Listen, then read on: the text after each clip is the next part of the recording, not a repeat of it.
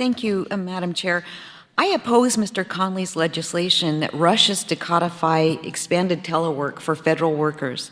Therefore, I am offering my bill, the Show Up Act, as a substitute amendment to the Chairwoman Maloney's amendment to the nature of the substitute. I am concerned about federal agencies' current ability to administer federal programs efficiently and effectively. Under the pandemic, we witnessed an unprecedented reliance on telework across federal government. This reliance on telework has been to the detriment of the nation's taxpayers who rely on federal agencies. These are our constituents who are struggling in the face of spiraling inflation, scarcity of goods, services, and other hardships. My House colleagues are well aware of the problems their constituents have faced getting federal agencies to process necessary paperwork. There are numerous examples of backlogs at agencies like Social Security, the Internal Revenue Service, and in my own district, energy producers are struggling to get permits to drill approved due to, in part, the Bureau of Land Management field offices only having 25% of their staff in the office at one time. But it's not just that. The Boys and Girls Club in Carlsbad trying to get 100 underprivileged, underserved children into the caverns in the next week cannot get the reservation made because there's nobody there to answer the phone. And even our veterans have been facing trouble accessing records of their service to receive medical care and benefits that they are entitled to.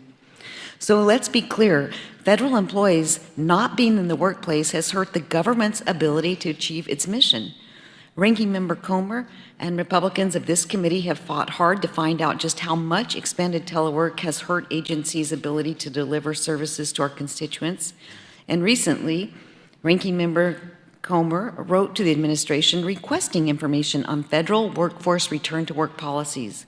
Last year, Jody Heiss led oversight letters to the inspectors general of the largest agencies requesting details on how telework has impacted agency missions. And as you just heard, that we have understood that some of the responses are telling us that there should be concern for the amount of telework. The committee has not received all the adequate responses to our inquiries. So this amendment requires federal agencies to immediately return pre-pandemic levels of telework.